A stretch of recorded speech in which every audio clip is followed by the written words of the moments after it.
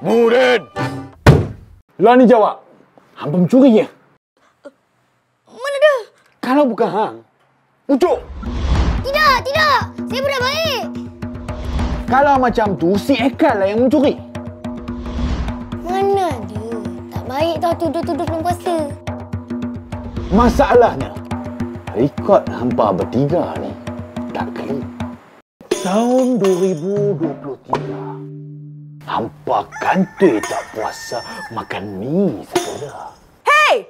Korang ni penting puasa Tahun 2024, hampa kantoi tak puasa makan ropok. Budak-budak ni. Korang tak puasa lagi Alah, tu cerita 2 tahun yang lepas. Salah.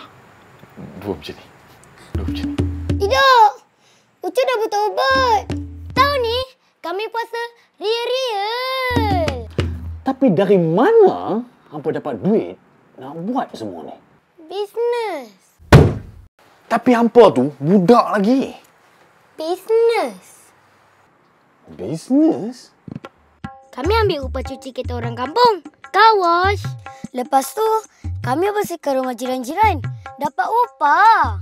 Last kali, dengan bantuan kakak Budin. Akak, bolehlah. Akak banyak dalam BU tu. macam-macam lah kau ni, Budin. Akak. Budin tak pasal. Kakak Budin tu ikhlas. No cap. Lepas dah kumpul duit upah kami tu, kami guna duit tu bagi kat jiran Ucup. Jiran? Suspek baru? Jadi, dialah ketua organisasi ni? Bukan. Saya masak je. Jiran Ucup ni influencer famous. Bang Man yang video masak-masak tu. Dengan duit tu lah kami bagi kat jiran Ucup untuk beli bahan-bahan memasak jodoh berbuka. Bila dah siap memasak, kami bawa lah jodoh tu datang ke rumah anak yatim ni. Tapi pasal apa hampa korban masa, tenaga untuk buat semua ni? Sebab masa awal Ramadan tu, kita orang tengok satu video hadis kat TikTok.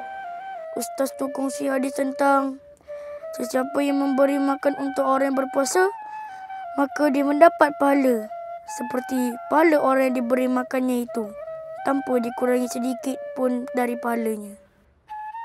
Kami fikir sedekah berbuka yang paling terbaik adalah bersedekah untuk anak yatim yang berpuasa.